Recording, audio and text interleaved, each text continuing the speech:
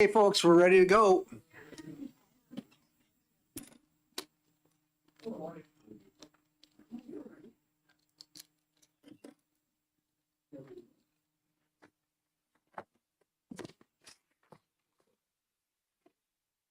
Good morning, Mr. Chair. Good morning.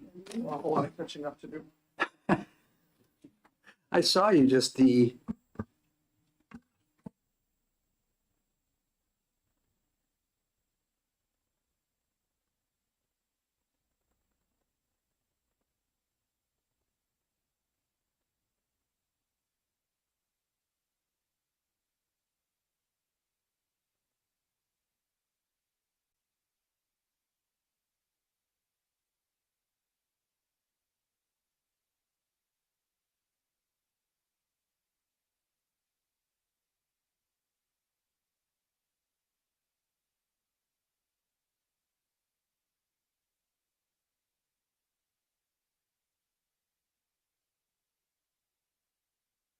Well, good morning to everybody. This is the first subcommittee meeting we've had on our retained bills. This Education Funding Committee had 14 bills, which we did retain this year.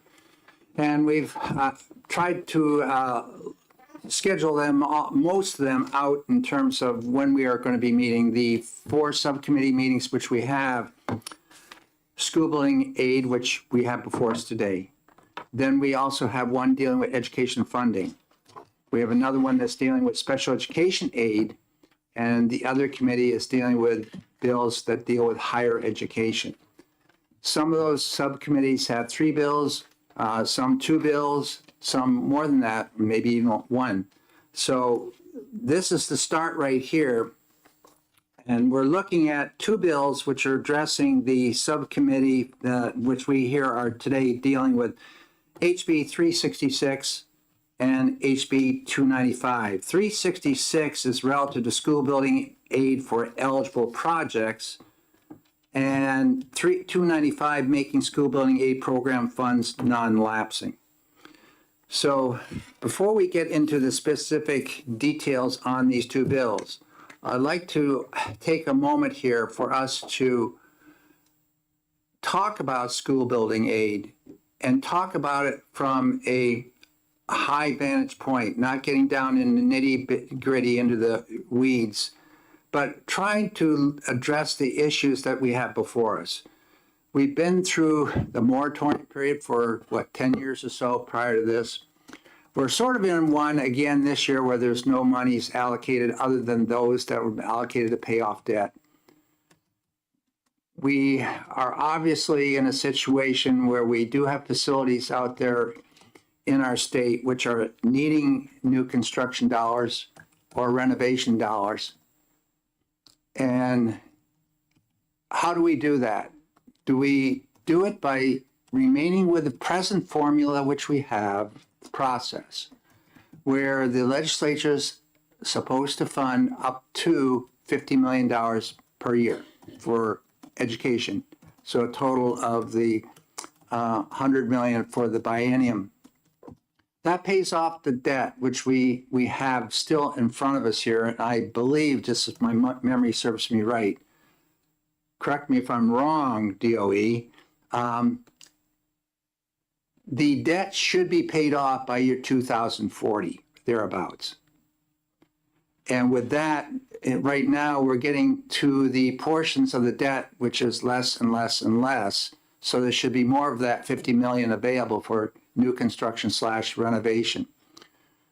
So is this the way we should continue with and try to find the funding? And of course, we all know that we have a revenue issue, not just for school funding, but we have a revenue issue for technical education. We have a revenue issue for adequacy education. We have a revenue issue for catastrophic aid, special education aid, and on it goes outside the realm of education.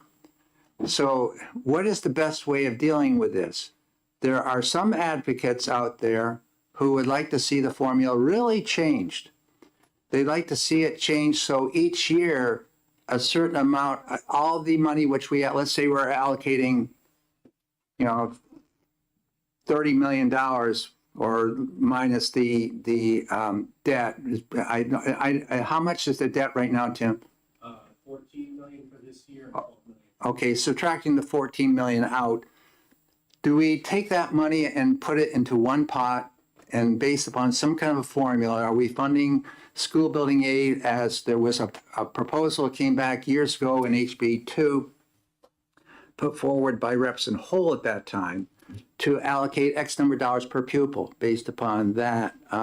And that would go into a pot for that particular school district. If you have, 100 kids in that school district and we're allocating out $500 per pupil or whatever it might be, I'm just grabbing a number, that's nowhere near what we need to be doing. Then that would go into the pot, and then when that pot grows, then there would be money available for a district to come through and ask DOE, we'd now like to use it. We met all the criteria and conditions, and we're putting our application to access those dollars. The interest from that pot could go back either into the pot as a whole for all building aid, maybe for emergency purposes, or putting the money back in the pot would go to only that school district. They'd get their own interest on the dollars, which was their share of that money. That's one angle that's come forward. There's other issues which I've had presented to me just within the last several weeks. I've had several people call and saying, we have an overabundance of facilities in the state. There's roughly, I'm just taking the figures that Amy Clark had told me prior to this, we have about 33 million square feet of schools housing in this state. And we have a reduced demographic, our population significantly going downhill. When I first started here on board back in 2008, we had over 210,000 kids. Now we're down to 50,000 less. But we have still those facilities out there. Those facilities, though, are getting old, and we know all the history behind why we need to be, upgrading because of maybe the lighting, maybe the HVAC, maybe the sound, maybe the structure, maybe asbestos. There's a whole lot of issues, and we want to have the most efficient buildings we can. So should we be piling, is what they're asking, is that rather than new construction, using some of the current facilities we have and designate a percentage of the amount of money that is available, subtract out the 14 million, and the remainder, should that be based on a certain percentage for renovation of buildings and a certain percentage for new construction, seeing that we have buildings out there, but maybe they're not equipped, the old buildings, to provide that type of curriculum and instruction that's necessary. Maybe they don't have the facilities for a chemistry lab. And maybe we can do some renovation and just tear this apart. This building right here that we're in right now, Jen, you were very instrumental in developing all these rooms. These walls weren't here. And now it's all now here. So there's a renovation, but that took a sizable amount of money to do that. So that's another tact which folks are asking, should we have a percentage that's allocated just to renovation? But then the question is, what is renovation? If you look at our rules right now, which we have, a renovation project has to be at least 25% of the cost for replacing building totally, if I'm correct on that. And that is a steep one, or $5 million less than the smaller of the two factors, either it's 25% or $5 million. So it should, for example, a renovation project be up to maybe, let's say, $5 million or $4 million, and that will allow us to, hopefully address some of the renovation. This is what's been addressed to me. And the reason why it's being addressed is that we've had a number of applications come in, and the laundry list of potential applicants has been quite long. I understand that some of those did not bother to update their application, so there may only be, 4 or so applications in the hopper right now. Is that correct, Tim? Correct. There's 4 that opted to return to the list that had already been ranked Yeah. in 2022, Yeah. and there were 3 new projects, so a total of 7 on the Okay. So with that, and some of these projects are huge projects too. And so that the project would definitely absorb everything we had in the pot for new construction. So we'd be in a course of 1 year, maybe allocating monies to one project. So what about all those other areas which we have in the state that need some support? I'd like to really open this up to discussion now and try to look at where we are, and is there another way of looking at school building aid? There are those advocates out there too who are saying school building aid should be strictly a local concern and the state should get out of the business of that. So let's just open this up right now for anybody here. And Tim, if you would like, you can, come on up, sit at the table, seeing you are a department, you're going to be offering us some technical support. And I'd like to have you involved with, does everybody know Tim Carney? Tim, why don't you introduce yourself, because you're not Amy Clark for sure. No. Yeah, so, Tim Carney, I'm an administrator of the Bureau of School Facilities. I've been with the state for 24 years now, prior with New Hampshire DES, running dam bureau construction design of our dams, and most recently the last 10 years in various capacities at the department. And I started in this position 10 years ago with the department, and then took a couple other positions, so I got to know education quite well moving through the department. And when Amy left, I just took her position, coming full circle back into the facility position. I am a retired civil engineer, retired after 28 years of, again, construction, design, et cetera. So, hold on, Michael.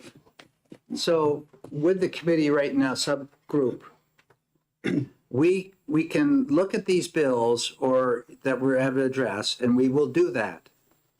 But when I initially set up this school building aid subcommittee, along with the other four, there were some notes which I had that I would like to have the subcommittee address.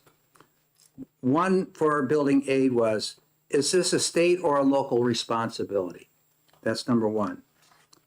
What is our need out there right now? Do we have any current information that's available to us, which is accurate information that is going to inform this subcommittee or the state in terms of how many facilities do we have that really are in need of renovation or new construction?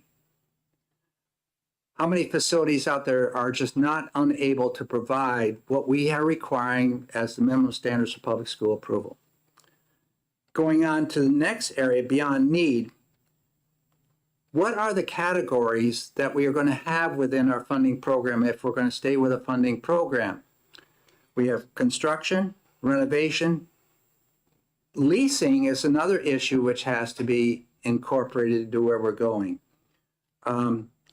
So that and should there be amounts given to those directions, seeing we know we have limited revenues. Another category which I had down there is if we're going into some other formula which requires monies to be put into another fund, how do we manage that fund? And how do we ensure that funds are used in accordance with our current statutory law, which we have for school building aid, and the criteria for that? We also have a school building authority, which is also part of that issue. So, and if we are going to do anything like that, are we headed into another moratorium? So, yes, Representative Luno. So thank you very much, Mr. Chair, and I gotta say it is nice to be back in doing some legislative work in our new headquarters here at Granite Place. So, but I wanted to just make some comments with respect to what you're talking about in terms of whether this is the state's responsibility. Mm-hmm. And also talk a little bit about the categories you stated as well. So I do believe that in the Conval decision that was recently affirmed by the state Supreme Court that that although the state argued that facilities were part of the state's responsibility, but heating wasn't, that the court actually said, nah, the state responsibility does include building and includes all of the things associated with operating and maintaining a building, which clearly includes construction and renovation as part of it, as the state actually does put forward standards for school building approval, and I think both on the department side and on the public safety side as well, for fire safety and standards like that. So there is some state responsibility here. I would also go beyond it and say that I think the state recognizes that there's an equitable aspect of this too, knowing that some school districts would receive greater support from the state than others, given their access to financial resources through local property taxes. So the state does recognize, I think, through the program that there's that there is a responsibility to provide to some degree what the term is, a sort of like a tax neutrality type thing, so that districts would, regardless of their property wealth, have the ability to move forward with building school building projects. The other area that you talked about with respect to the categories, construction, renovation, I think clearly are categories that we've recognized in the past. And then you opened the door to talking about leasing. And I guess doesn't the state, and this is a question to you, Mr. Chair, doesn't the state already have a program where it would support some schools with leasing Yes, costs? that's correct. The state has a program where the agency that's leasing a facility can receive up to 30% of their annual costs of their lease, or no more than $50,000 per year. That, I believe, is in is that correct? Yeah, and it's my understanding that applies to charter schools. Yes, And I believe there's also leasing for CTE centers, but I'm not sure if that's I think there is. used. Yes, But I think it's in law. yeah. Okay, so the current leasing program, capped at $50,000 per year, is limited to charter schools and potentially CTE, CTE. correct. Yes, Okay. yes. All right, and does the with the question sort of focusing in on CTE now, are there construction or let me say building construction programs that are also specific to CTE? Yes, Yeah, on the capital.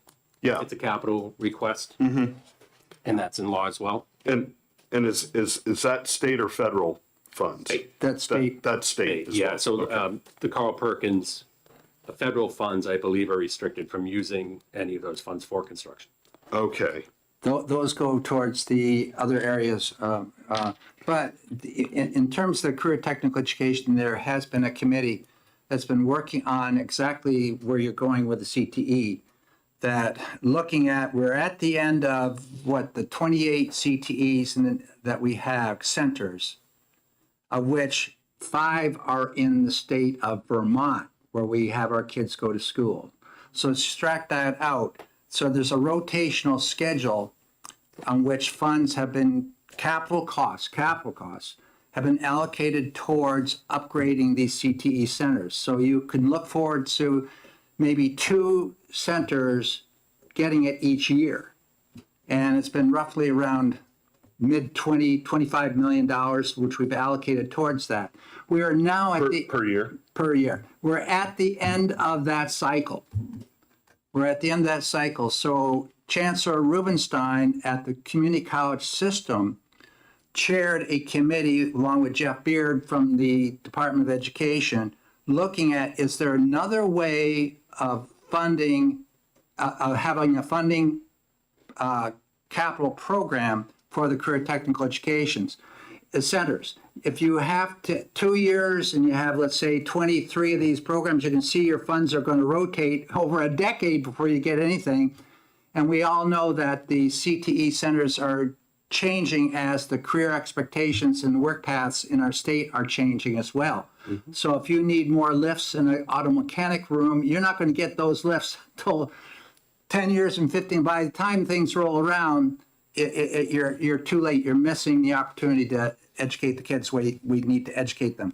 So they're looking at, and this came out of the study we had back in 2018 that Karen Umberger chaired, where the suggestion was maybe we need to be allocating dollars towards these CTE centers more on program needs. So this year we may be looking at the restaurant business. The next year we may be looking at diesel mechanics. Next year we might be looking at carpentry work and all that. So you allocate X number of dollars to that program, regardless where they are in the state, based upon the needs of that program. There might be some centers that don't offer that program, but they wouldn't be receiving anything that year. I have not seen the report. That report is supposed to have been out this summer, and it hasn't been received. That's been a real concern to myself, and I'm on that advisory group and saying, where's the report? Where's the report? I haven't seen it yet. And I know they had a meeting yesterday. No, yesterday. Yeah, yesterday. Yesterday. And I couldn't make that because I had another obligation. But there was a meeting yesterday, which was over in Newport. And that report was supposed to be, I have not had the opportunity to talk to Jeff Beard, the director from DOE, as to if that was delivered or not. But where I'm concerned is that they're missing out on the opportunity for us to get legislation in the hopper here, especially from the House side. The Senate side, they have a few more weeks than we do. But if we want to see some changes for policy decisions for FY28, that information has to be made available to us for the CTEs. I think the Senate's right now.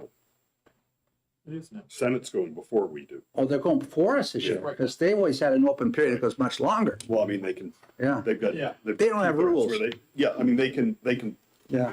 you know, Mr. Chair, just suspend to those. clarify, the report you're referring to is a report from the 2018 study committee? Is that? No. That's where the idea came up to Okay. but the diverge from what report we're is- doing to go in the direction of program rather than just going on the history of when did you become a CTE center, and that's how things have rotated. So what is the report supposed to be coming out of?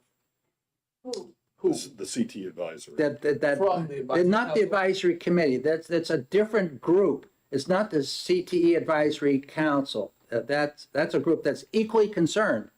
We need it. That's who met yesterday. But yeah, that's who met yesterday. But there is another group which Chancellor Rubenstein chaired. Oh, from looking that group. Okay. That group. Okay. Yes. I don't know what they call Is it. that an ad hoc? Task force. No, it was, I don't know who set it up. I am Okay. dug down in the weeds in that, but that's something that is supposed to be there. They did a study. They're doing a study.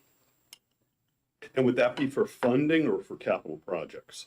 They're looking at the policy side of how it's to be done. Do we do it like we do it, or do we move over to the recommendations policy-wise? And at the same time, looking at what the costs would be on the policy side. You know, what would, and it's going to diverge too, whether you're going from a business management type stuff for vocational education or CTEs for auto mechanics and diesel mechanics. That's going to be more expensive. You need more than just a classroom. You need a bay. Representative Popovich. Thank you, Mr. Chair, and hi, hello, everybody. Indeed, it is nice to be back and do some useful work. I just wanted to share a couple of quick thoughts because this is an issue that obviously I've been around for quite a bit myself.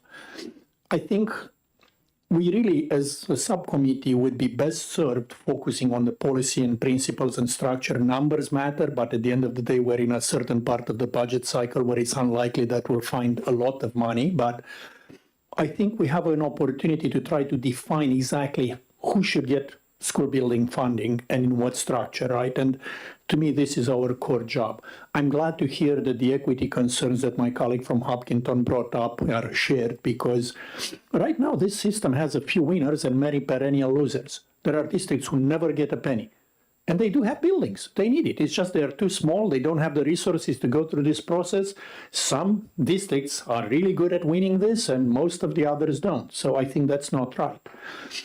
I would definitely favor, in the long term, a sort of funding that is allocated evenly to every district, per capita formulas, or whatever formula we may find, acceptable.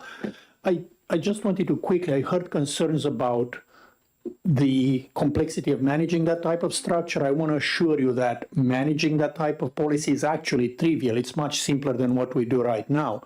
I mean, when I was the finance director for the town of Windham, we had hundreds and hundreds of accounts set up for individual cemetery plots for maintenance that had trivial accounts in them. It was only me and the bookkeeper, and we had no problem taking care of that along, all the other tasks that we had to run the town finances. We do also have to acknowledge that while we may decide on a long-term goal for the policy, we may need to transition in a slightly hybrid way, because we do have, people who spent a lot of time and effort in trying to apply for this, and we have to address those issues too, right? How do you deal with the people who are already committed and close to getting funded, right? But I think that if we do move towards a simpler model, that will not only make it more equitable, which I think should be a major priority for us, but it will also reduce the need for approving and restricting all those type of eligible projects, right? Do we really need to get involved on whether a construction project is $5 million or $4 million? If you have this amount allocated for construction, it should be reasonably simple to create a few basic rules that decide what's eligible and what's not, and which would reduce the burden on the Department of Education to manage this. And just as a quick comment, since it was brought up, while leases are a special case, I think that we need to continue treating them as the cost of providing a building, whether we own a building or whether we lease it long term. At the end of the day, we are providing school buildings for students to use. So to me, those are not hugely different, even though there are differences. So sorry, I just wanted to, share those thoughts really quickly before, we got even deeper into the weeds. I really appreciate the opportunity. Thank you. Hold on one second. I want to get everything done here first. One of the things that Representative Luno did mention is that he referenced Conval and the need to look at certain aspects of maintenance and operations.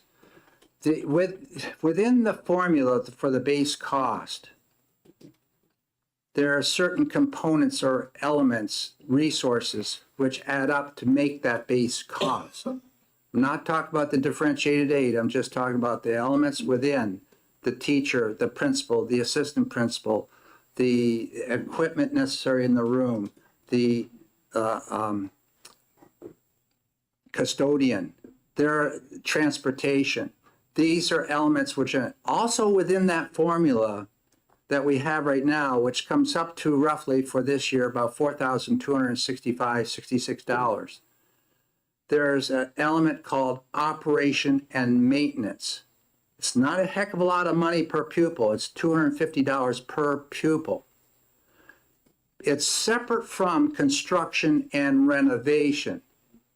So is the custodian separate from renovation and construction. When we put things into the base cost, it's a guarantee that that's what you're going to receive every year. And we need a guarantee that the maintenance of that building is going to be maintained and go ahead. The operations of that building, the same. When we put it in a different pot of money, you saw what happened to school building aid this year. It wasn't there at all. So I think we got to be very careful that we're not, overlapping areas which are not affiliated with. They're affiliated with each other, but they are separate components of funding. It's just like we do the same thing there when you're talking about education funding for the special education.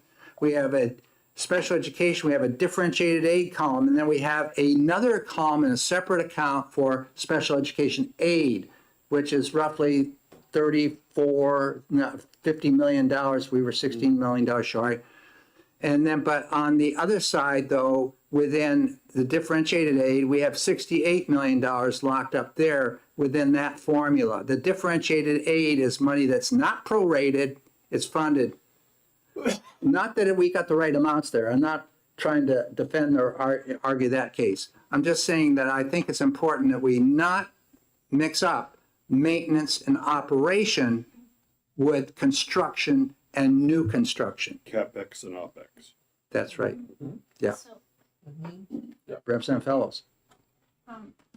Yes, it's been a long time since I was, working closely with the DOE 25, but I'm pretty sure that the expense by the school districts for principal and interest payments on their loans that they took out for a building aid project are not being considered as, they're not maintenance. They're not considered maintenance. It's on a separate line that would be like debt obligations. As it should be. Yeah. So just in terms of, it's not the that's one of the construction part reasons and why the paying up, it's not in the per In our pupil. formula, 80% of the money is up front. We're hoping to take some of that cost initially for the district that they could use to pay some of that interest off or beyond the principal. Reduce the principal. That's to reduce the, excuse me, yeah, that's what I meant, to reduce the principal. And that was the whole idea of 80% of the state money before and 20% upon completion. And that does reduce that principal. So we tried to address that through that formula. That's been under attack too. Now we have a customer in front of us here who says, no, maybe if we didn't give that 80%, we could fund more projects. That's been a discussion item as well. And I think that's the trade-off here. Yeah. And there's pros and cons to both approaches. Reducing the upfront capital, but that would take more dollars right up front. I mean, you're hitting it harder coming out of the state program to reduce that capital up front. But it reduces the number of projects you can do, and pros and cons to both approaches. And I would suggest that this committee maybe ask for how that could be modeled, and we could take a look at the current waiting list and see, well, what would this mean for? And I'm just looking. I think this is looks like sorted alphabetically, and I think this came out when we had the original committee hearing back in January of this year. But what would an 80-20 mean for Amherst? What would a 20-year amortized plan mean for Amherst? And same with Barnstead, Hallsbrook Line, Colebrook, and going right down the list. Would that be something that this committee would I be think that's interested definitely something we should be looking at. We should be looking at every angle we can here. Is that the current wait list that we have, Mr. Carney, Tim? I'm not sure what Representative Ludo's looking at. Is that, yeah, I think I've seen that one before, but you said there's only 4 on it right now? Correct. Four of the prior 14, and there'll Yeah. be 3 new ones, and that list is due out in November. But we're working on that right now with the. Was there any building reason authority. why so many decided they weren't going to apply again? No, we did not pursue that as of yet, so. Could you get the microphone closer to me? Is this better? Sorry. Yes. So it seems to me that it would Yeah. be worthwhile to understand why districts that were on the list didn't continue to pursue it, because it's unlikely that the need went away. So did they just give up because they're spending time and effort doing a grant application and the money's not there? Or are they funding their projects some other way? I don't know what that would be. It seems like we should be asking those folks, those districts, why Yes, they dropped off. we can certainly do that. Thank you.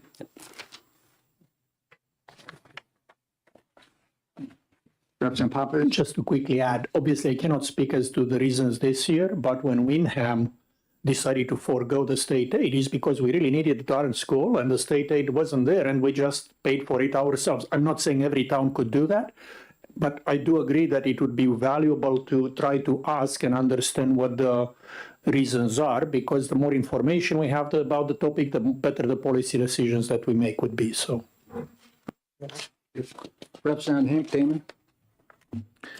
Thank you, Representative Popovich Miller. So same scenario in Claremont, that they ended up paying for the renovation project that they had to do in order to resume being accredited.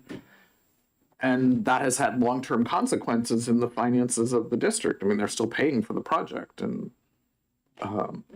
because they fell, so their first vote for the renovation was while building aid was still available before the moratorium, and that vote failed by 1 vote. And then they came back, I think 2 years later, with a more modest project that passed, but there was more the moratorium. So they paid for all of it. It was not affordable, really, not when you look at the long range. Which are the 4, Mr. Carney, that are on that list right now?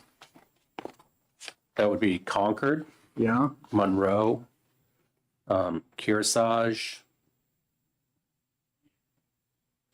and I'm blanking on the last one, I'm sorry. I'm sorry, find the current list. Hampstead, Hudson, Litchfield, Rochester, Plymouth. I believe it's Litchfield.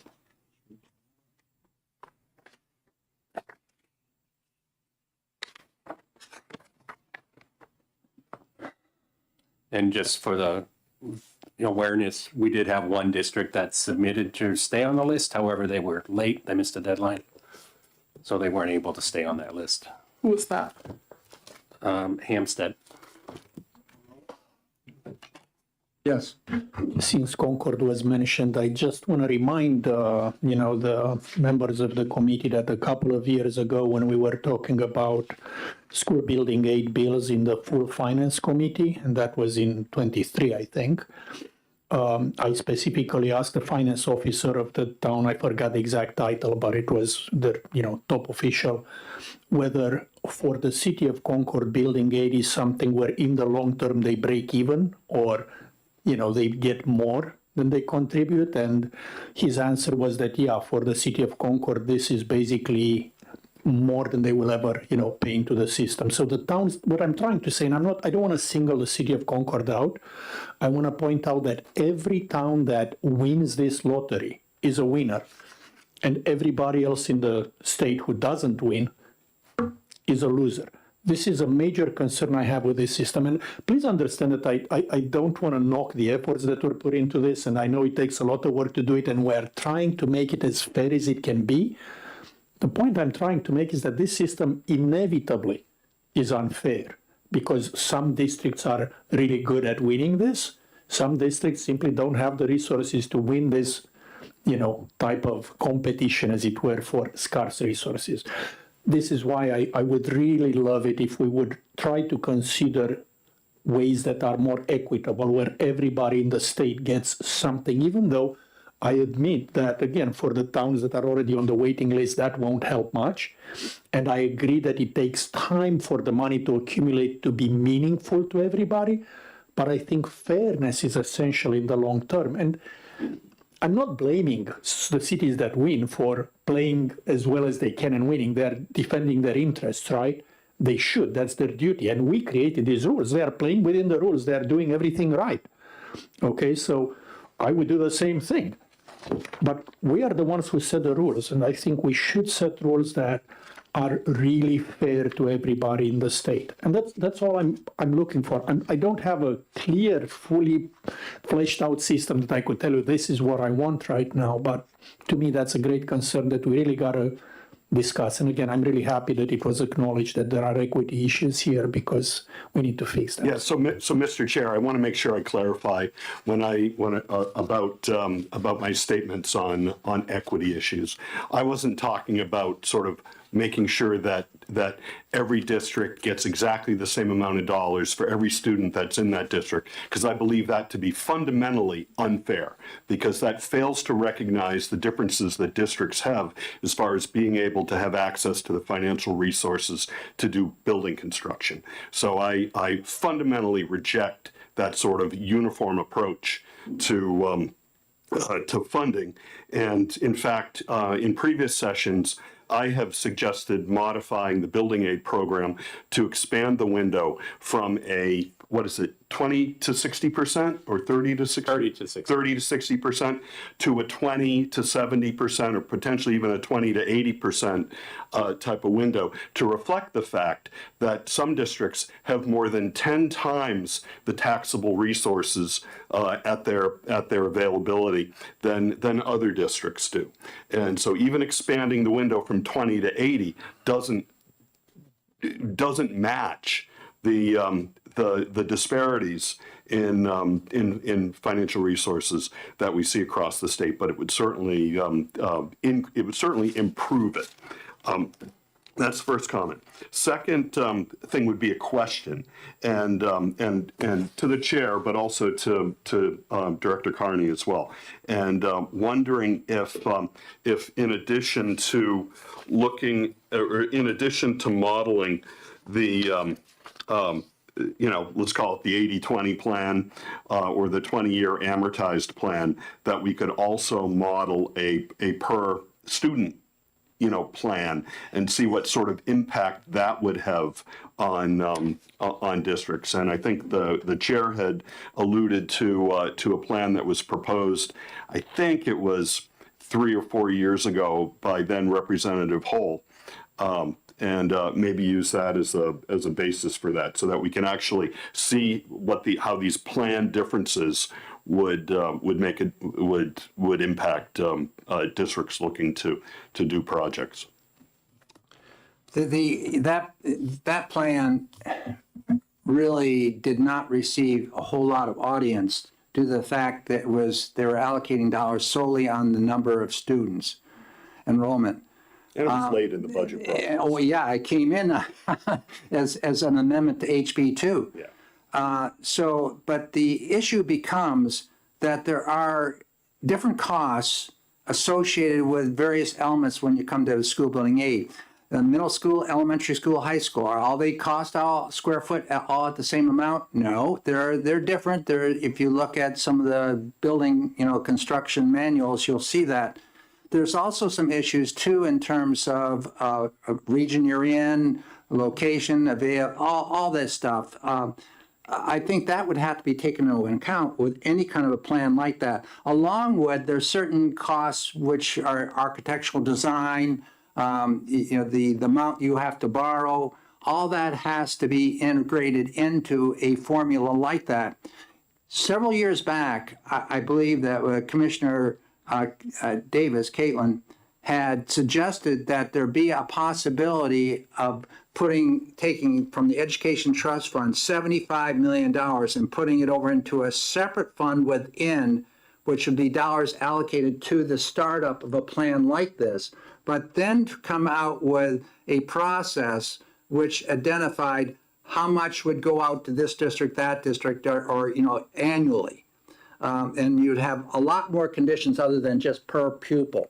You would have to take into account some of the old cap program which we had based on this 30% up to 60% is based upon median family income and property valuation. Sort of like our fiscal capacity disparity aid one time kind of dealt with that. Only it was bracketed into quartiles, and it was just too many cliffs with it, and it didn't work. But I concur that we need to address the issue of the small districts or the districts which we're seeing in the Public School Infrastructure Commission right now. The applications are piling in, but there are some districts which Homeland Security has to go on after, or trying to say, why aren't there any applications coming in? They don't have the personnel that are aware of some of these grants. That's the issue. If you're not aware, If you're a small district with only 100 kids in it, 150 kids in a district, you may not be applying for it, yet you still have some basic security issues and access issues and emergency response and communication issues. So we're trying to look at how to address that within the Public School Infrastructure Commission. And one of the things we're doing this afternoon through Bob Buxton, who's the Director of Homeland Security, coming in with a group which is going to present a way to survey and really identify where issues exist in our state so we can better allocate resources, limited resources that we have, to where the most critical needs may exist. We had talked about that with the building program, school building aid program. That's where the 33 million square feet came up, and how much does it cost per square foot to do a survey? It was anywhere between 5, 10, 15 cents. We took 10 cents because that was the medium or the middle, and that came up over $3 million. But the issue, these teams we want to go out and survey and find out what these issues are within our state have to be loaded with the same type of people. Somebody's understanding policy very, very well. Somebody understands construction, an engineer. Somebody is an architect, understands that. And maybe perhaps somebody that understands all the local codes and fire code. If you get a team of 4 qualified people going out and using the same criteria to assess the sample of all these school districts, a sampling, we'll have a better understanding of what we can look forward to having to appropriate in the legislature for addressing school building needs. I think we, like the public school infrastructure is looking to do, we were allocated $10 million this biennium to do this survey, and through a contracted service, which is an outfit which is doing this and done this and has a good track record and is bonded and all the good stuff, it would cost around $3 million. But is that $3 million worth it to find out where our real priorities are, rather than letting the individual school saying, I need this, I need that, and why? Well, we don't have a communication system that's decent, or some other rationale. I would prefer to really, before we start allocating a lot of dollars here for school building, to know why we're allocating to specific buildings, and are we hitting the buildings which are critical, and looking at, are they able to do something without this aid? So, Mr. You're going two ways? Yeah. I'll be very brief, thank you. First, I completely agree that we cannot just go per capita, right? We do have to account for the different communities, right? But to me, if we're considering building aid to be a, essential thing that every school needs to have, then I think we should design a system that makes sure that everybody gets something, and other people may get more based on higher needs. But I would not really want to, support a lot systems where some people get something and some people get nothing. Right? It's okay to have different amounts of support.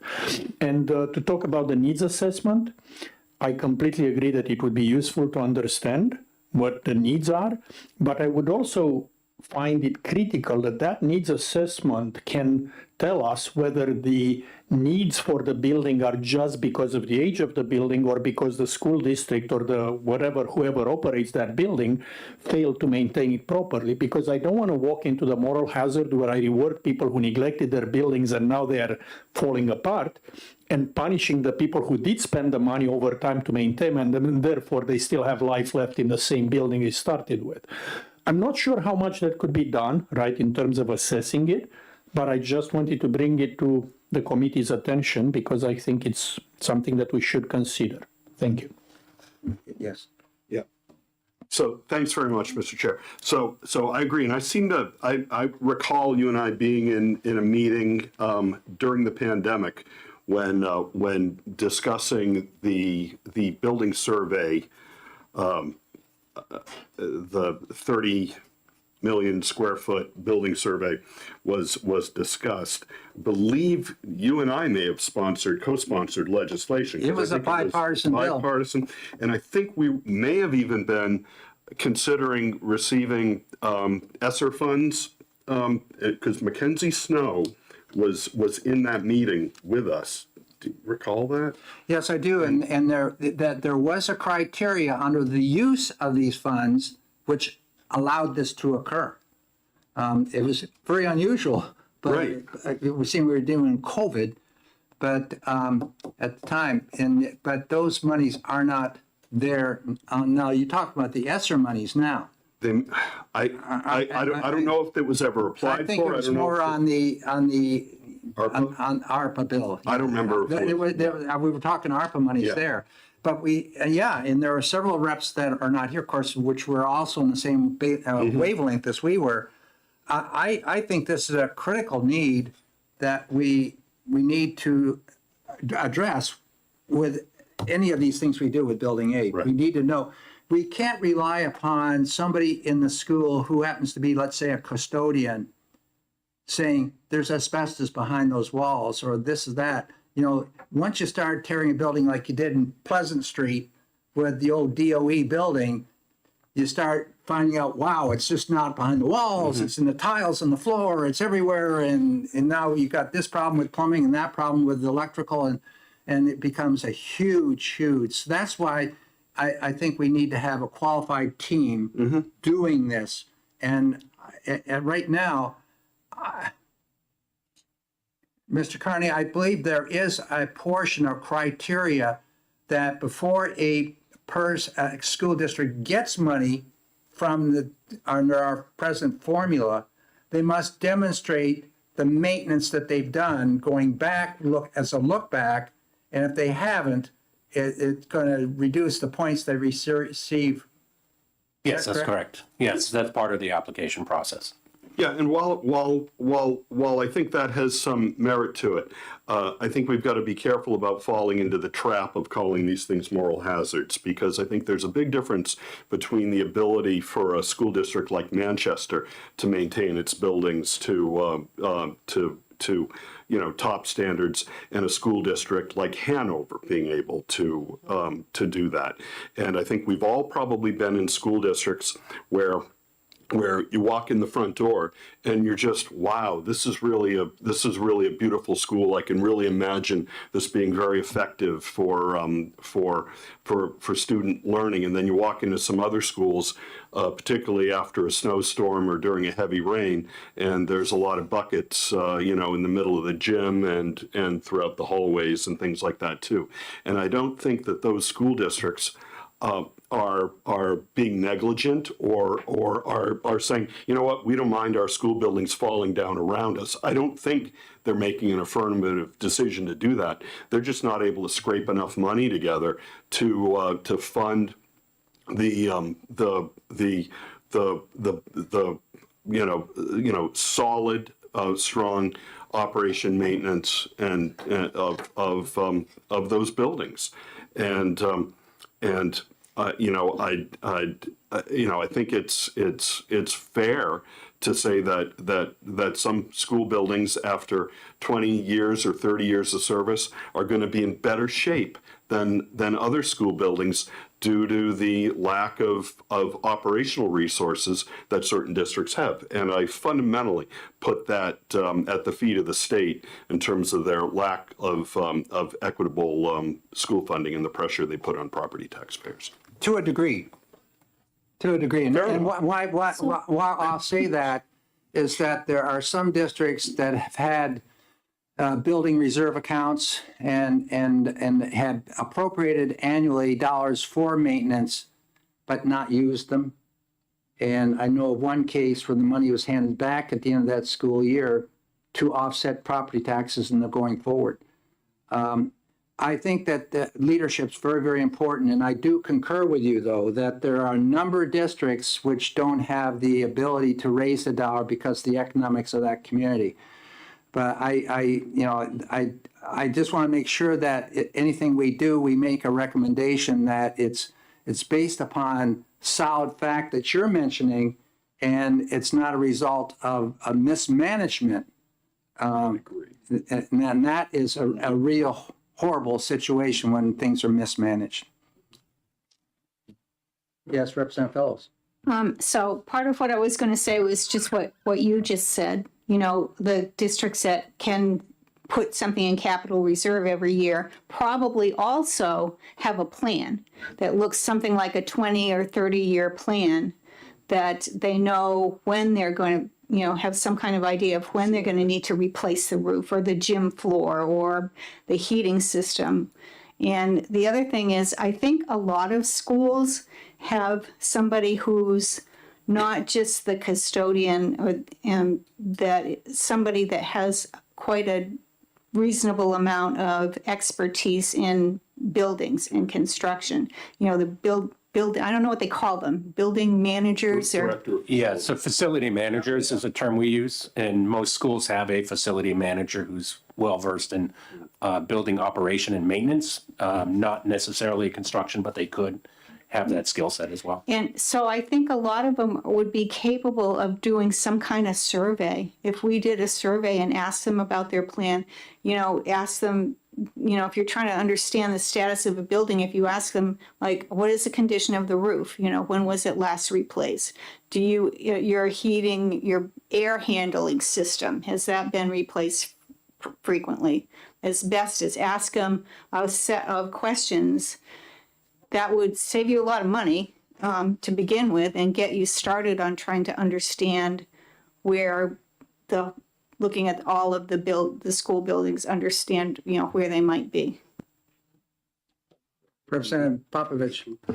I agree that we need to have that information to follow up on what my colleague just said. I would just strongly suggest that if we are going to gather that information, the best way to gather it is through a independent expert side party rather than poll the schools, because speaking from the time I was on the school board in Wyndham, you brought up the roof and it kind of brought me some PTSD from our roof discussions.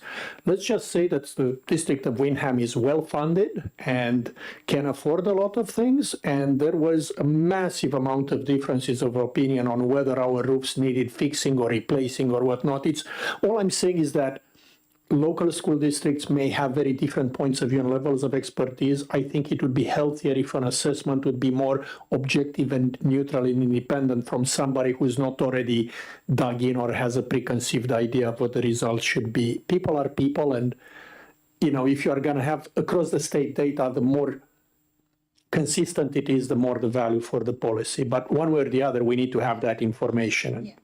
So I was just thinking, as to get it started, to give you some of the information, that would not be the end of it, you know. We have within statute right now a recent language which was added to statute where we're looking at that capital improvement plan and looking 10 years out, but it's very soft language. It says encourage. It's not you shall. And if you don't participate, you're not eligible to be on that list. I think that this area of statute needs to be looked at. It is, to me, it's not firm enough. And this is sort of going back to the old conversation we've had. Well, if we let the local people do it, we're going to be able to get away and do it cheaper. And we're going to get all that information which we need. Well, let me tell you a situation in my district where we have a brand new middle school, and we had one of the facilities manager, but you know, the definition of that is, you know, what? And what happened is they hired somebody that was in town that was supposedly a know-how handyman, and the situation became that it was a 2-story building. On the bottom level, they had the art room with a kiln in it. And the kiln was venting out up the side of the wall and into the attic. Within 10 years, 15 years, that attic had rotted out. And we had to close that building down for 1 full year, move the kids all to the National Guard Armory in Woodsville, and have a roof replaced with proper ventilation and to stop. Now, why that? And that was seen when I went through that building with Jeff, I can't remember his name, was the person prior to Amy. Jeff Blaney. Yeah, we walked through it, and he's another engineer. He said, what is going on here?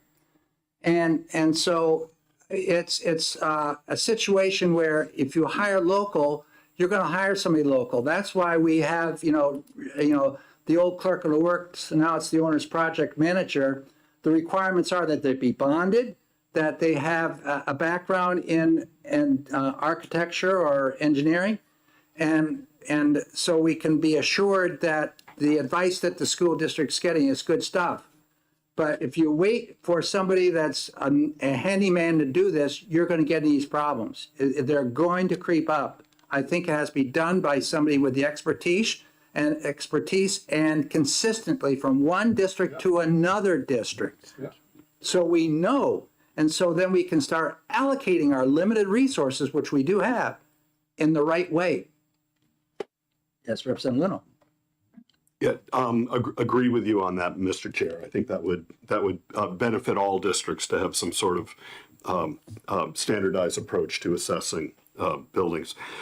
We're an hour into this right now, and I think we've got two bills on the table. And I was wondering now, Mr. Chair, if it might make sense to swing into talking about the two bills. And I think we've been sort of compiling maybe a list of asks for Director Carney and the department, and maybe talk about the two bills, and then see what else we may want to ask of the department, and really have that be the starting point for our next work session on that. Okay, that's a good point. Are there any other areas of discussion relative to where we've been? There are some good asks that we'd like to, try to work with the department on so we can get some information. If we are going to be addressing or making some recommendations as a subcommittee to the full committee on how to properly fund school building aid, it's going to have to be generated right here. And so that I would encourage anybody that's on the subcommittee here right now, if you can think of something between now and the next time we meet, we don't have a date established, but that we need information on, or even if you have some kind of a plan. I don't care what the plans are. I'd like to discuss everything we can think of how to correct this situation, going back to that, the situations we had when we had to really change some of our funding formulas going back 2008 or so. One of the reasons why adequacy was addressed without capital costs being incorporated into it, I've always believed in that four-legged model, which we have, and that the fourth leg is the school facility in order to allow education to occur properly and meet the opportunity for an adequate education for all students. I think that the school building aid wasn't addressed in the Claremont and Londonderry situation because we were funding it in another category, and it was basically everything that came forward as an application was getting funded. And so that's when we ended up with that $540 or so million debt that we had, and we had to say, whoa, that's brought about the moratorium. And so that we were getting to the point where we were paying off the Visa card with the MasterCard. And we don't want to go down that road, but we've got to do something, I feel, that is going to make sure that all schools have the facility that supports what we consider as the minimum standards of public school approval. And if they don't, then we got to try to help that, and that's what we're all about right here. Tim, do you have anything else that you might want to offer us or suggest that we look at? No, not at this time, and I made a list of the asks from the committee, so I'll work on those. How much time would you need to get someone's ass put together? I don't know. We can start working on them as soon as I get back, but there are obviously other obligations that I have with school approvals currently, so Yeah. I can move them forward one at a time and send them off to the Can you chair. please find out whether it's the 5 cents, 10 cents, 15 cents per square foot for a team to go out Yeah, I'll dig that up and per square foot? And then Commissioner there's Davis will 33 probably have million square feet. And now I don't know if all that's changed or not. right. Yeah. No, I'll look into that for you. Michael? Yes, thank you, Mr. Chair. May I defer just very briefly to my colleague from Newmarket who raised her hand a little while ago? No? It was quite a while ago. I'm not sure what I raised my hand about. In that case, may I speak with you for a moment? Go ahead. I- Then we want to get on to the two bills. Oh, Yeah. I know. It's an important bill. Yeah. That's what we have here. Again, a familiar face, Michael Cahill from Newmarket. And I was paying attention to your initial remarks, Mr. Chair, and I do recall that there was a reference to a percentage of the project being 25% if then you do this, or you could get that. There was also a number of 40%. If the renovation would cost you more than 40%, the instruction was do a new building. That's what I recall from the past. I also recall Amy Clark sending out a survey of sorts and getting some results, but I do agree that it would make a lot of sense to have a team of qualified professionals go out and give the same sort of examination to all the schools. This is what they were doing in Maine, per Amy Clark some years ago. I think as far as the equitable portion, we were doing 30%. And at the time that Newmarket had our project, we were kind of close to what would have been 40% grant, but obviously we didn't get either one. And I know that Claremont, being a 60% school at the time, when they built that smaller project, they would have received $9.2 million from the state, which would have reduced the burden on their already burdened taxpayers quite a bit, and perhaps have them in a better position than they're in today. So I think we do. I know you agree that we need to do something. The question is, where will we find the money? And I'm sorry to say this, but I think we've directed a lot of education funding toward alternatives because we had the idea that charter schools were better. That hasn't been proven out. We spent a lot of money investing in encouraging charter schools, the lease agreements, paying their students twice what we pay the normal schools because they don't have the taxpayer funding. But in doing so, we've increased the taxpayer funding for our taxpayers who have these regular schools, who are quite happy with them, and the schools that were doing rather well prior to all this new school and new idea charters and now EFAs. I want to point out that we're very proud in Newmarket to have a Dartmouth grad this year, Zoe McGurk. And in that same class is a gentleman from Claremont. I don't recall his name, but here we have Claremont, thought to be one of the poorest schools in the state, turning out a Dartmouth grad. And I think we could do more of that if we properly funded education. And I think school building aid is a critical part of that. Anything else? I think we're good. Okay, thank you. Yes. Yeah. No, I've got a question. So I was wondering if you might also be able to just touch on address the two bills specifically that are in work session right now, that are retained right now. Yes, of course. And the refresh this subcommittee to the intention behind those bills and what you see as the reasons to move forward with them. Thank you. We'll start with 295 first. Yes, that's the easy one, because it just makes sense that if you have a little bit of money left over that wasn't used by the few schools that we funded, that it remained for use in a subsequent year, and you might have some smaller project that this would make all the difference to that community, and they would be able to get it done. I know that communities have difficulty approving warrant articles, just like they have a difficulty approving reserve funds. Even though they make a lot of sense, they're looking at that tax rate. And so this, I think, would help. It's a small thing, but it really would help. And I can't imagine a reason that you wouldn't do it other than you want the money for something else. And that's another problem we have in the state. Mr. Carney, the way it works right now, if you've gone through the first 2 or 3 projects and you have enough to support that, and you come up with a $1.5 million left over,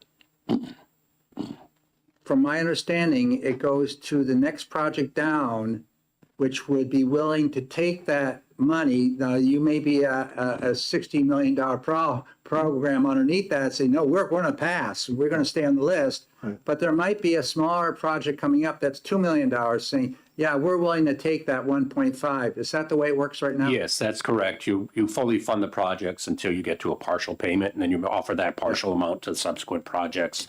If nobody takes that amount, which is what occurred this last biennium, we had an additional approximately 769,000 that was available that nobody offered to take as a partial payment. And so that with this bill would be rolled over into the next biennium. Representative Popovich. Thank you, Mr. Chair, and thank you, Representative Cahill, for coming to talk about the bills. You said you cannot imagine a reason why this would be lapsing. I can tell you that as a member of the Finance Committee, the reason why most appropriations are lapsing is because one legislature tends to focus on the budget they have the authority over, and they try to leave the next legislature, whoever they may be, have more flexibility in their budget by having everything lapsing. Otherwise, if I would make something lapsing long term, I will tie the hands of future legislatures. Actually, you can see this happening right now with the tail that we have in all those bonds that are tying our hands in terms of what funds we can use for, building aid, because the previous legislature wanted to borrow a bunch of money and shift the costs way down the line. So I'm not saying that you need to agree with that reason, but just to provide some of the reasons why that may happen. This being said, I'm not opposed at this time or to that bill. I need to still think about it and, form my opinion. But I did have a question for you. You mentioned that you had some concerns about the way charter schools are treated under this. And I just want to understand, given that charter schools are public schools, right? How would you suggest we differentiate when we allocate building aid between the different categories of public schools? I'm just curious, how would you do it if you had, the authority to just do it yourself? Thank you for the question, and thank you for the context on the initial question. If we're saying that they're public schools and they're available to everybody, that makes it a public school. That's not an application, although I think there are applications and there might be some self-selection that happens in charter schools. But again, this goes back to when we received a promise of $46 million to double the number of charters. And at the time, there were only a handful, I think 7 out of the 29 that were deemed worthy of replication per Commissioner Edelblut. And yet we doubled the number without regard to what they were going to do and how they were going to do it. And we added a bunch of additional cost to our system by leasing, helping with leasing, and now we're willing to help with building aid. And I just think it was an error creating and welcoming that influx when we had a pretty good education system. We were already beginning to see, because of our demographics, that enrollment declining, and why add more schools when you're serving the needs of the population you have. So it goes back to all of that. What you would do now. That's the question, and I'd have to ponder that a little bit more. So we can get on with this a little bit here on this bill and then get on to the next one. Mr. Carney, I was just talking with Representative Luno and I were just chatting here a little bit. And the other option is, and I'd like to find out whether you can find this out from either the state treasurer or you have interest on debt that you're paying off. On some of that tail stuff, the Bond tail. the bond, not project tail. yeah, on the bond tail. Could, monies that remain like that 1.5, we were talking about a second ago, be used to, address that concern? And it's just a thought, and to get that paid off as quickly as possible. Okay, Mr. Chairman. Hold on. I can look into that for you, yes. Okay. Yeah. Thank you. That'd be maybe good way, because the idea of leaving the money into a pot for building aid, I have no objections to that. I think it's probably a good idea, unless the finance people are saying, hey, we're looking to clean up this, and this, so we can fund this. And that they do a lot of sweeping of accounts. And so I know that's probably in a year when your revenues are really not looking good, that's how things are done. So at any rate, that if you could check into that from Mr. Kearney for us, appreciate it. Yes, I'll do that. Thank you. Representative Phillips. Yes, I'm wondering if you could also check and see about the sentence that's being added back in, that's being added to this. I think that it might be appropriate, instead of using this language, to identify the specific funds. I mean, they all have certain numbers that go with them and certain titles. And that's how you identify the fund that should be non-lapsing. Mr. Representative Keel, when you put this together, were you in discussion with the people at analytics and finance or DOE? No, it was basically Amy Clark that asked me to do it. But I'd like to add that, to my understanding, the interest on the tail is taken from a portion of the meals and rentals tax. And further, I think that the problem with paying, I think people have looked at paying off the debt, just paying it off and having a lump sum of money, that the bondholders, that they don't want to do that. And we can't just say, I'm paying off now and we'll get rid of the interest, as much as that would be nice. How many debts do we have? Don't we have two? So we have the tail based on prior projects Yes. and then the bond that was taken out. Yes, correct? the bond, You were that's speaking Concord. about that bond, Yeah. correct? That's what you want me to look at? Yeah, that's right. Yeah. Yeah. Okay. Good. Representative Popovich. I do believe that Representative Kale, he is right. That question was raised over whether we can pay the bonds in advance. And it is my understanding, and I could be wrong, and I would appreciate a check, that the way the bond is written, we do not have that option. So I've when you, sort of heard that before, Right. but I was I curious. believe that may not be an option. It's worth asking and double checking, but I wouldn't put a lot of hope into that category right now. Plus, frankly, at this point in time, we probably couldn't pay it off anyways. Oh, if you were to clear it completely. Yeah. Oh, yeah, yeah. Anything else on this particular bill? Yeah. So given the conversation, given the sort of open question as to what the technical status is of the bond tail and whether that could be paid down incrementally, or you know what, Yeah. you know, obviously it's subject to terms of the bond agreement.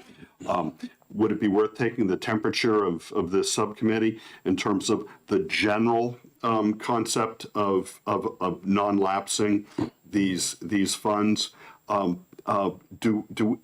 Actually, just thought of it. Do we have like a look back on the? Yeah, I'd like to see that first. Yeah, like are we talking about $10 million non-lapsing in a year, or it's usually sub $1 million occasionally? Yeah, and I can look into that. I'm not familiar with the I history, think a but with look the, back would be. Yeah, and I think that look back is absolutely needed. yeah. I would suggest like looking back, maybe 10 years, because, things have, we've been having some crazy times Well, you in got to go pre-mark. the last 5 years. Probably so. 20 or 25 years back, or as long as the program is here, because you have those records. You do have those records. If you could just summarize that, it should be an easy to compile report, because it's hard for me to offer a thought without looking at the history and seeing whether lapsing or non-lapsing has a significant impact on this. So Well, you'd have to go back to the point where, I can remember working with Duke Albanese, who was the Commissioner of Education over Maine. Great Who schools. was, and Duke was the person responsible for putting their school building aid program in place over there. He used to be my athletic director when I was principal over there in Maine. And that, the language that we would go to the next one down to spend what limited amount came as a result of when we enacted our present school building aid law. Prior to that, I don't know how things were done. Prior to that, it was just basically you send your application and we'll take the money out and we'll pay it. I would say to do this research, that you should probably contact the Department of Administration, and ask them, because they they should be able to, they have files, and if they know those funds that you're talking about, then when they compile the annual financial report, that information is definitely going to be available, what was lapsed for those funds. See, prior to our formula we have right now, we were just taking applications and we were paying for them. We were appropriating dollars, and this is how much we got, and they just paid this, this, this, and this. But the process we presently have in place, that we allocate so many dollars, and then what's left over, is it lapsing, non-lapsing? Right, and I think I may be incorrect, but I think you're going to find limited data just because of the length of the moratorium. So we may only have a few bienniums where we actually Exactly. granted under the new program and potentially lapsed funding. I think that's what we ought to try to dig down, I just can- get what you limited, the I can do that. availability of data. Yeah. Yep, thank you. Mr. Chair, I think there was some analysis, when a project would be submitted and the Department of Education would evaluate it and not just write a check. I think there was some study and. Oh, I agree. Ed Murdo was in charge of the program back then, and he did that. Right. But how it was funded and how things were done is totally different then than it is now. Right. So I missed those let's go dates. back to what we're doing now, and where that starts and stops is where you would Right. start. Representative Popovich. Thank you. Just a very quick thought. I would agree that really the meaningful data would be the one under the current rules, because what happened under different rules is not germane. But I would want to point out too that we cannot just look at the history yet, because technically there may be scenarios in the futures where we allocate the funds and then nobody's eligible, nobody gets passed. And instead of looking at just spare change, for the lack of a better word, we'd be looking at the whole amount. Theoretically, 1 year we could approve a bunch of projects and every school district would say, all I'm saying is that that's something we should consider, however unlikely it may be. I agree that it's not very likely, right? But I think when we create policy like this, we kind of have to look at all the possible scenarios and understand. Obviously, there is no way the department could anticipate that. So the second part wasn't addressed to the department. It was more of a committee thought process that the past is a meaningful guide, but we also kind of need to figure out what possible odd situations we may find ourselves in the future. That's all. Thank you.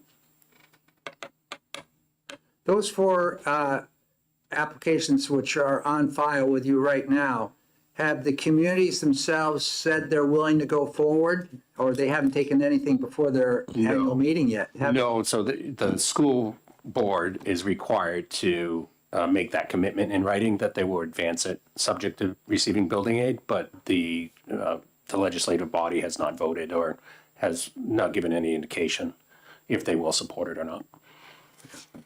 There'd be part of the problem. Oh, yeah, well, that could contribute to the delays. Yeah, There's no question. exactly. Mr. Chairman, as I recall, the superintendent of Hampstead came to testify on the bill we're going to discuss next. And he had indicated that he was spending $50,000 transporting special ed students. And if he got the expansion of the project he wants to do, he could teach more of those in-house. Okay, let's jump to the next bill. I think we've, hammered Yep. 295 down here. So I think from my gathering of what the discussion's been here, folks are saying that we are not necessarily, we're not opposed to the monies remaining in that fund rather than it being kicked back to the state. But we want to have some answers, to our questions here of how much we're dealing with. Going on to the next one, 366, relative to school building aid for eligible projects.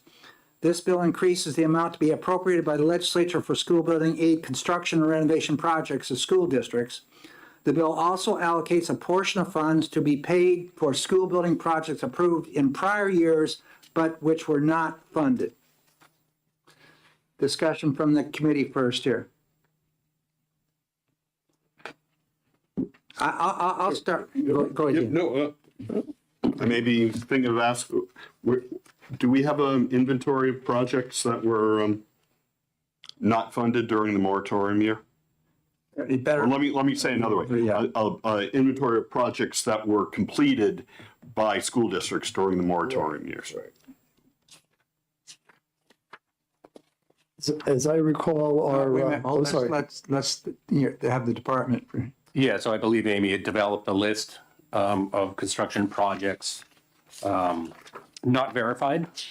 Because again, we may know there may be projects that we were not made aware of. Is that this?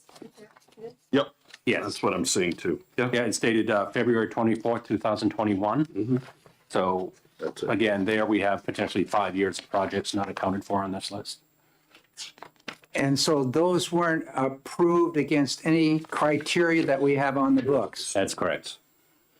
There it is. There lies the question. Representative Popovich.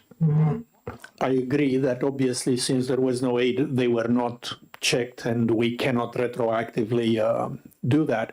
But I also want to emphasize again that while every project that's on the list has been confirmed, we do have the possibility that other projects happened across the state. We have so many school districts and nobody informed the DOE because they had no reason to tell DOE about it. So, this is a very tricky data situation where we have two concerns. One, that the list is potentially not complete and there is no reason to assume it's complete. And two, that all the projects that, and do understand that Windham, I'm from Windham and Windham is on the list, right?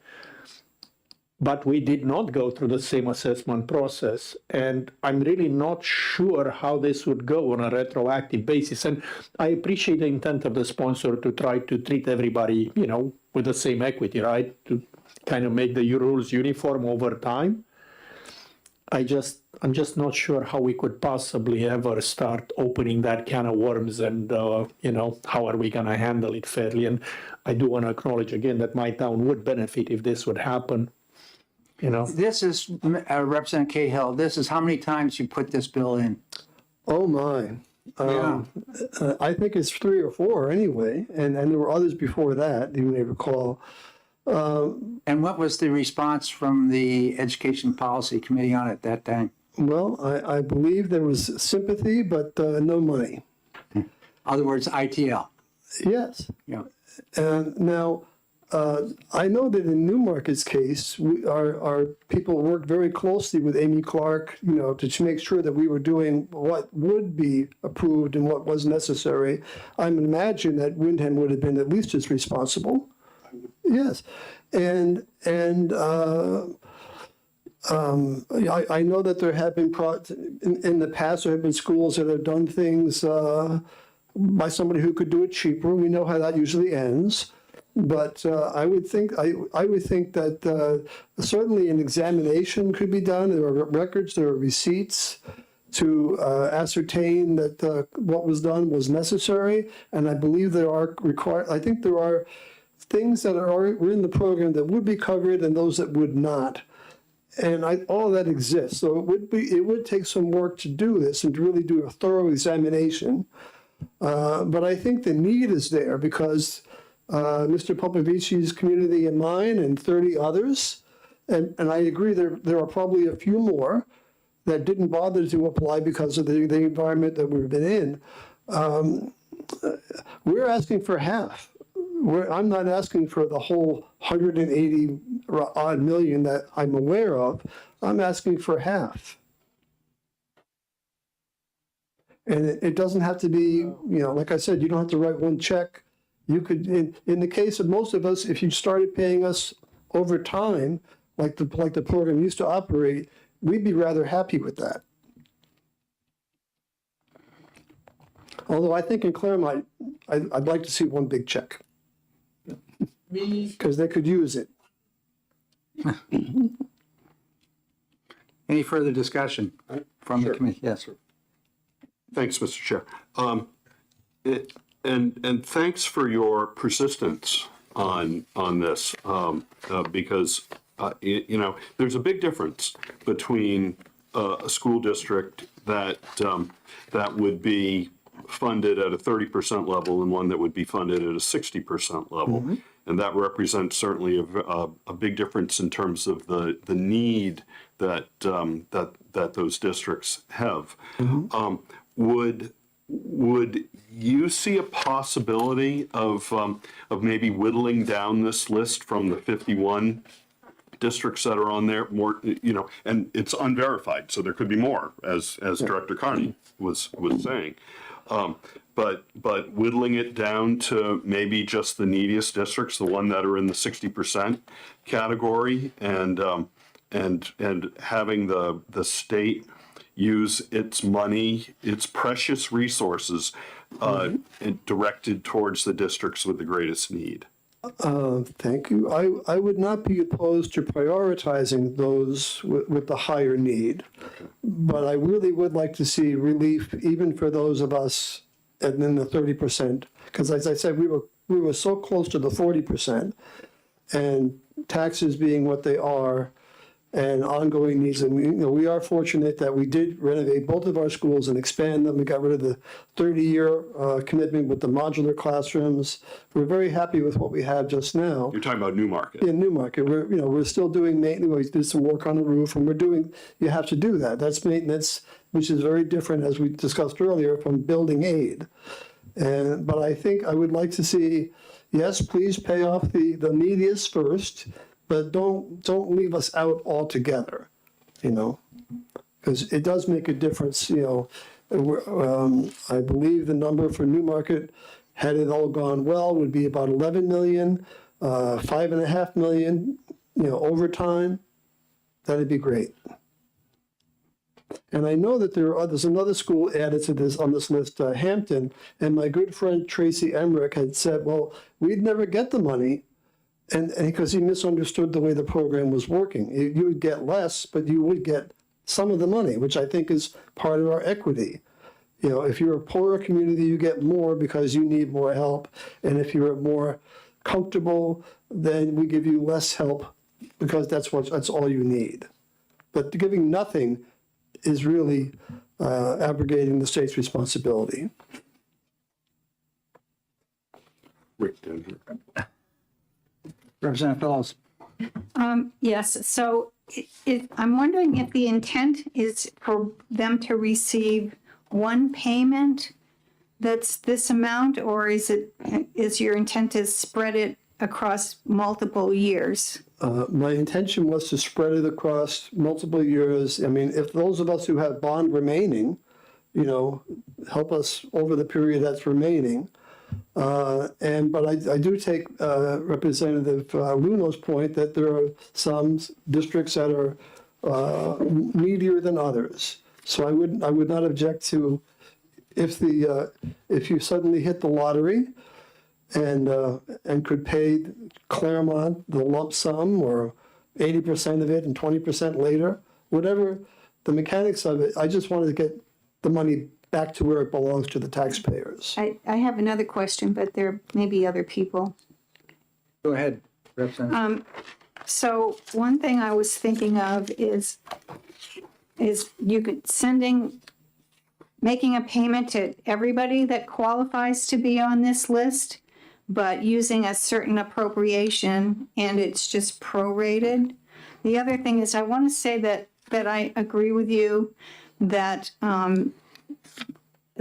that when the state says they're obligated to give a certain amount to different districts, and a formula makes the amount more or less depending on criteria like free and reduced or equalized valuation or whatever, that always aiming at the most needy really is shirking our responsibility to the ones that are in the middle.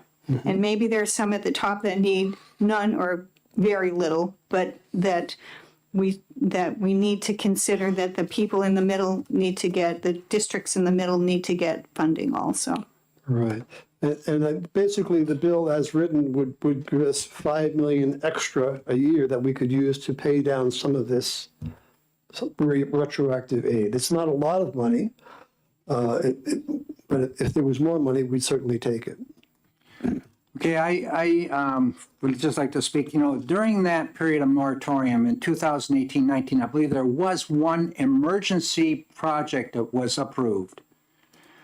None of those on the list that you presented here are emergency projects. It's like we're now going to go back and, like in catastrophic aid, We've had to prorate. Are some districts going to come back and say, now you got to make the difference up in the proration because we were told we were going to get funded 100%. Now we want our 100%. That's like you were told back then, there is a moratorium. You made a conscious decision to move forward without getting approval on those projects from the Department of Education. I have a very difficult time. In fact, this is, like you said, probably the fourth time this bill's come forward, and every time I've objected to it simply because we're moving forward. This was done voluntarily on the part of your district. The district knew where they were going when they made that decision without having to jump all those hoops. That there was no look back in terms of, have you been properly maintaining the buildings you have? Was that look back done? There's a number of issues which we have in law which were circumvented, but now we're going to pay these districts even though we don't know whether they circumvented or not. So I have a real issue with going back rather than moving forward and funding those projects that have greater need right now than taking dollars which are not available. I don't know where the revenue's coming from. To fund the backfill this whole situation. Moratorium's a moratorium. Again, there was, these were urgent, these were not, the place wasn't on fire, but being in the fact that the people approved these articles at 60% of the vote, that was an indication there was a serious need. And we're already asking you to prorate it at 50%. I'm saying, don't give us the whole thing, just, 90 million as opposed to 180 million.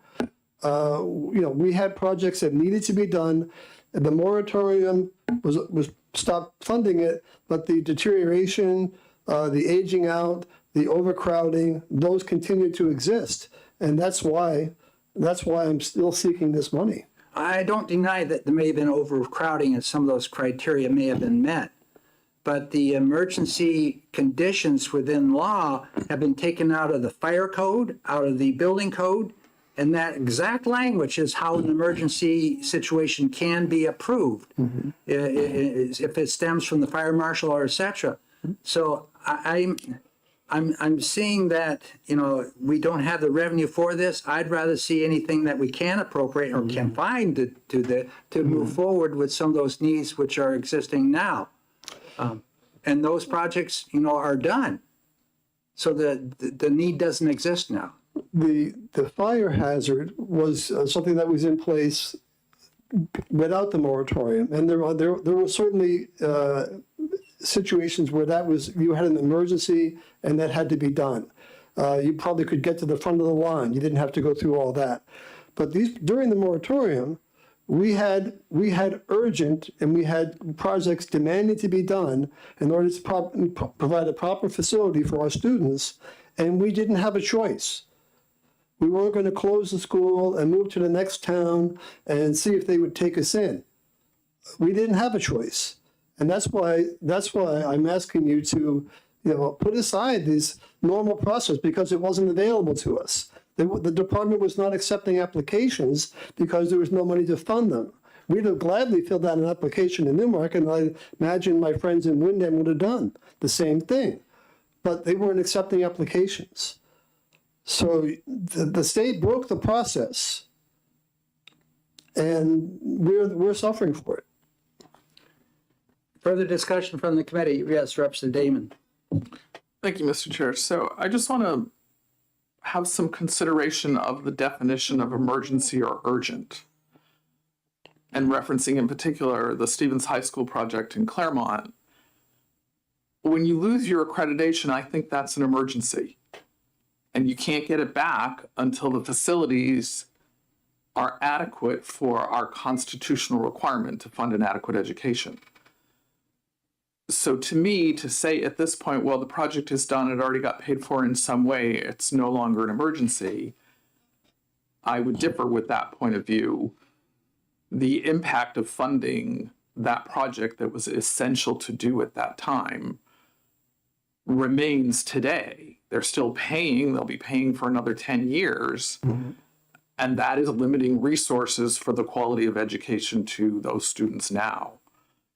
So I think I would define emergency or urgent, not just to mean the building's burning down or burned down. Emergency is defined, it's part of our statutes. And remember, when Deb Reynolds, Senator Reynolds out of Plymouth, myself, put that in the law specifically for the reason to define what an emergency is.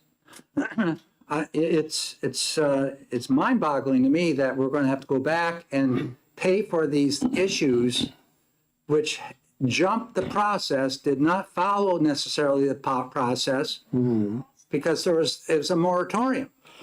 And the criteria did not, that you built it in accordance with, was not approved by the Department of Education. As I said, Mr. Chair, the process was broken. Representative Popovich.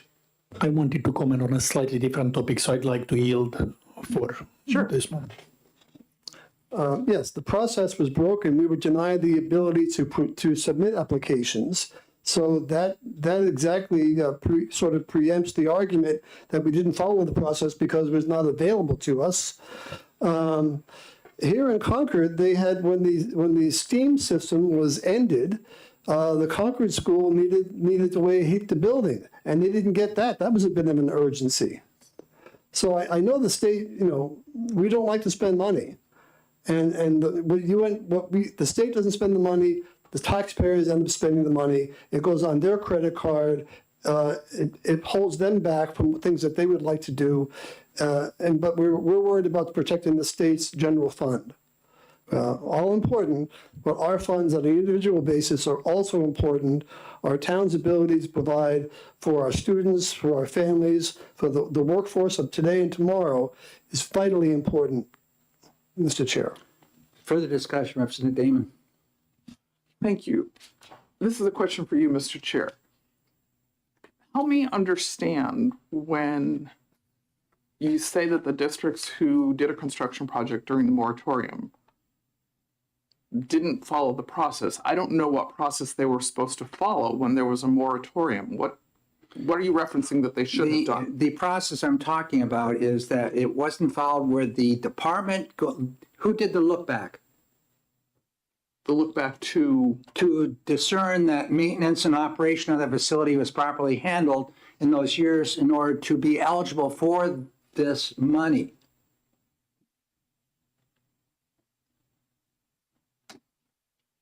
So, Representative Popovich. I think I can bring a bit of clarity to this discussion. I think the question, we're kind of talking in two different ways about following the process, right?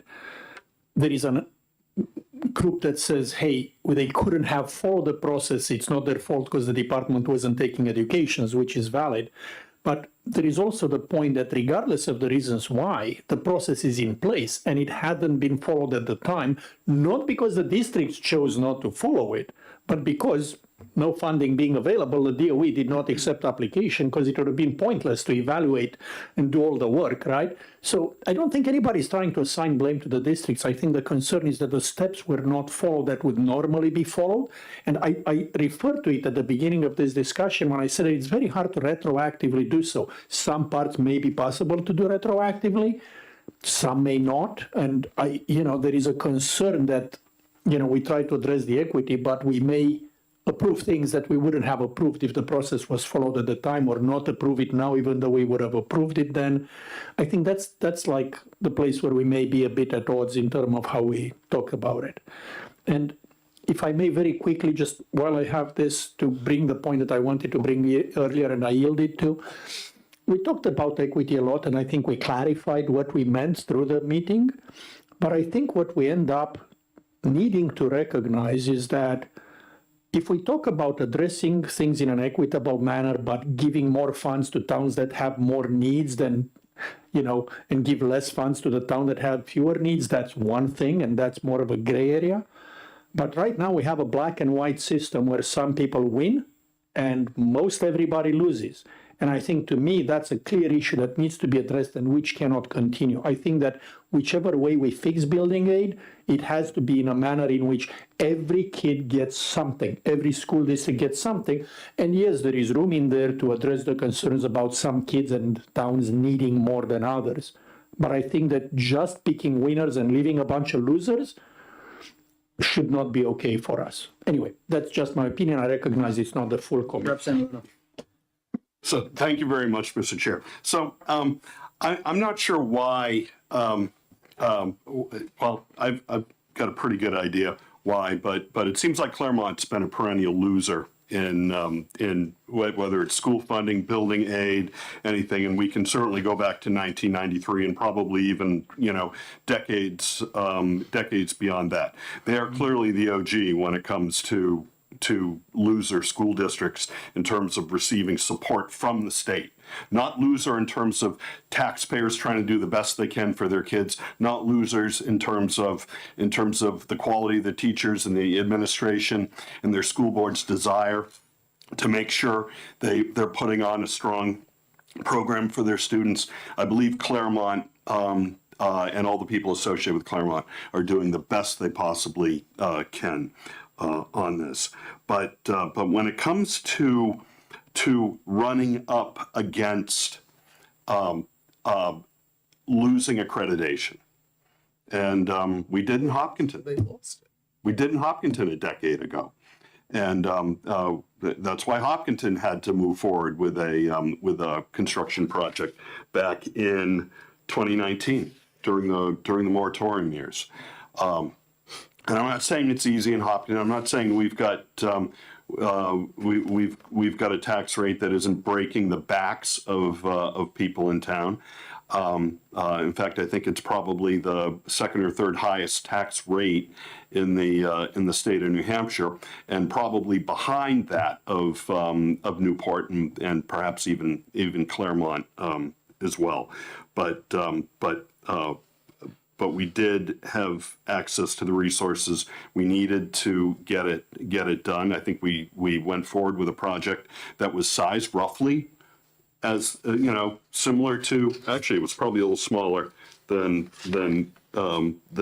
Claremont's. Yeah, it's about half the size of what Claremont's project was, or at Stevens High School. But we were up against the wall. With, I think it was probably NEASC at the time. Was it NEASC or NETCHI? NETCHI now, NEASC back then, maybe. Yep. And remaining in compliance due to having compliant facilities is really important, because that's important for your students, particularly the ones who are graduating, to be able to look back at a school that was meeting New England, college and K-12 and higher education standards. So I guess my question is, to what extent do you believe the state shares in that responsibility to making sure that all of our districts have facilities that are in compliance with the accreditation board? So in this case, NEASC then and NETCHI now. And do you believe that in this shared responsibility, which is core to our statutes, right at the top of 193E, shared responsibility between local and state, do you feel that the state shares in that responsibility to guarantee that that these buildings remain in compliance for the good of the students? Thank you, Representative. I believe that prior to the moratorium, the state did that, and since then it hasn't. And, loosening up a little bit and paying for a few, still leaves many students on the list and waiting for how long, we don't know, whether till the school district gives up. The other challenge we have is the requirement to get 60% of the vote. And that delays. It takes an average, 4 times to approve a warrant article for anything, a firehouse, a school, and the costs increase over time.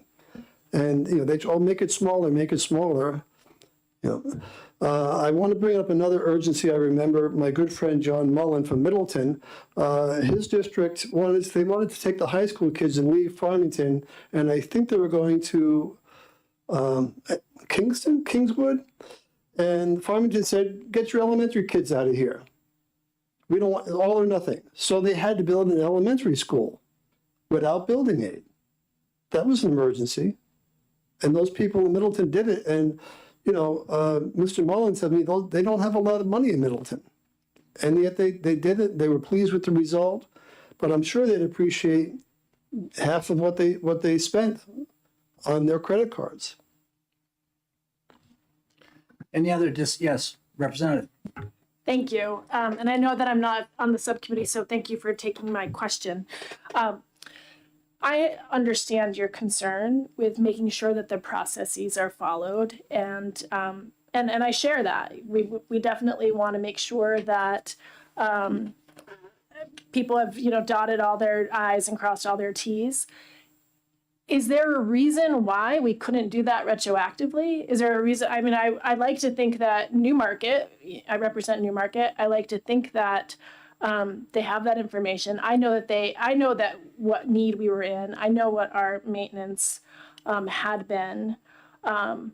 So I feel pretty confident that we would be approved if the moratorium weren't in effect at the time that we went forward with our building project.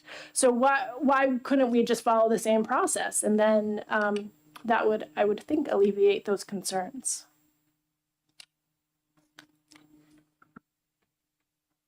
I have a small answer to that. I believe what Amy Kaufman said, that we would need to hire another person such as herself to do this review.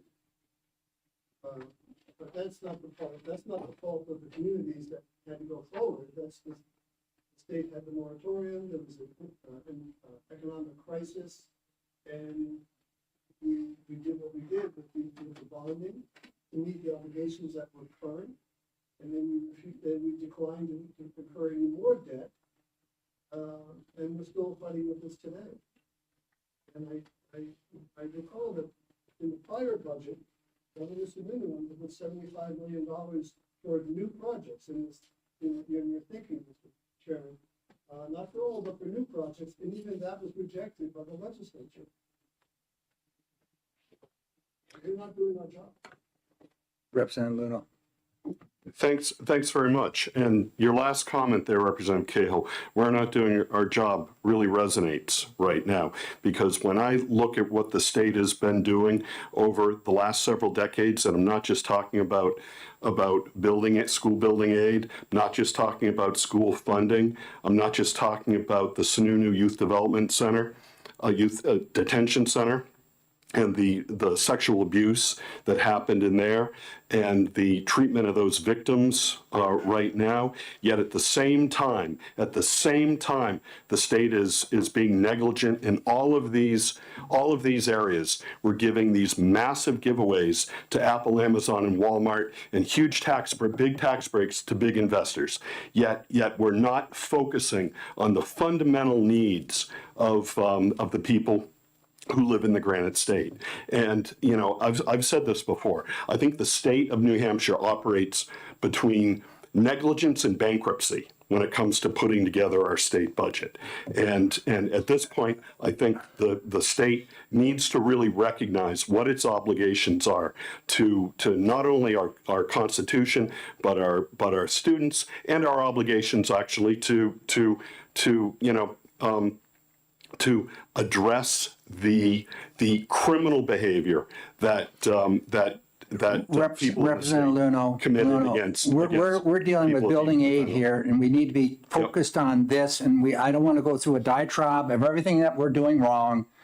Okay, well, We're here for the it's all there. purpose of trying to look at education, school building aid, and how we can do it moving forward. I'm not interested in going backwards. And that's what this bill is doing. We could go back and we could hit all these different topics and say, well, we didn't do that appropriately, et cetera, et cetera. And so we're going to have to make that difference up now. I'm not going to go that road. I'm going to go forward and looking at bills which are going to better prepare us for the needs of school construction in this state. And whether it's done locally, totally, or it's done statewide. But I'm, in terms of this bill 366, it's come before us 4 times before, and each time it's come forward, we've had the same argument. And it's, I think we know where we're going to go with this. This particular bill, 295, there's a lot of good reasoning behind that one and why it shouldn't probably be done one way or the other. This one right here, there's, I understand the moratorium didn't help a lot of people, and some did it, like these schools you see, went ahead and did it on themselves, but they did so knowingly. And now you're coming back and saying, well, we want to get reimbursed for something. No, there was a moratorium, and there was a process that the department was not part of. And I just think it'd be an error on our part where it's just like opening up Pandora's box, and where it would start and stop here, who knows? So, Mr. Chair, I'm just saying, I think there's a pattern here. I think there's an opportunity to do what's right here, and that's all I'm saying. I think there's a lot of opportunity for doing something that's right, but it's right if we can get this formula so it works. It's right so that we could even get we don't even have any money for building aid this year, new construction or renovation, other than paying off debt. We don't have any money for capital improvements for CTE centers. I think we need to be looking at how we're going to make this work and going forward. And I'm not interested in going backwards. Any further discussion? Okay, I think what we got to do is we got to pick a date for the next meeting here. Get your cell phones or your calendars out.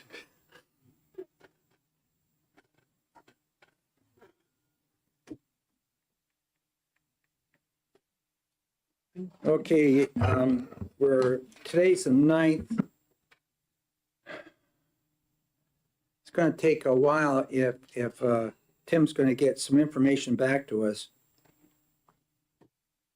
And for folks to think of all the options available for school building aid, we got to be really trying to discuss those.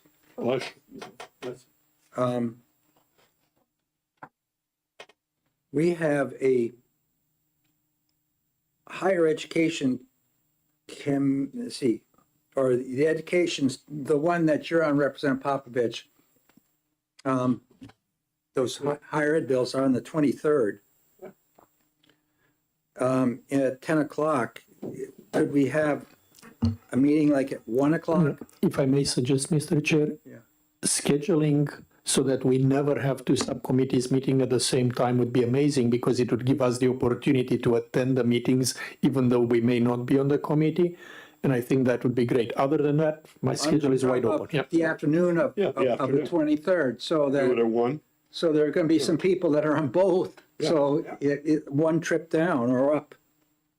So how about if we schedule for the 23rd at 1 o'clock? Or is that too soon? I defer to Tim. Tim, that only gives you the rest of this week, 1 week in between, and then we're hitting that next week. The 23rd is a Tuesday. Yeah, I believe I can get most of that to you. The models you've described are relatively simple. I'll just probably use those, for example, use the 14 that were remaining on the list as the model subset. And so I think I could do those. I think that was the most complicated request. Okay. Is that available for you on the 23rd? Yes, it is. Okay. Is there anybody here which could not make it at 1 o'clock on the 23rd? Everybody good? I'm here for the morning anyway. Yeah, I know it. Okay. For what? For the higher ed. Oh, yeah, okay. Okay, so that's adjourn the meeting. We're right at noon. There's another public school infrastructure meeting starting up at 1 o'clock today. That's over at Granite State College or over in Hall Street on the other side of town. That starts at 1. Those meetings, that, of course, that's a public meeting. There are some times when we meet public school infrastructure wise, we have to go into a closed session for the purpose we're talking about issues with security issues with Homeland Security. The director will be there at this one right here. So are you Does Tim go to those? today? Tim will be there. Yeah, nobody's expected to go to it. There's already members from the legislature on that. But I'm just mentioning it, seeing that there's some relationship Yeah, between what we're doing here and, And we're right here, so. well, it's going to be on the other side of town. but in Concord. Okay. I got you. Yeah. All righty. Well, thank you very much. So we're adjourned and we'll come back on the 23rd. Good. I'll get that in the calendar. Nice meeting you. Oh, just meeting you. You need to reach me. Oh, great. Thank you so much. Appreciate it. And good luck. I mean, it should be a fun job.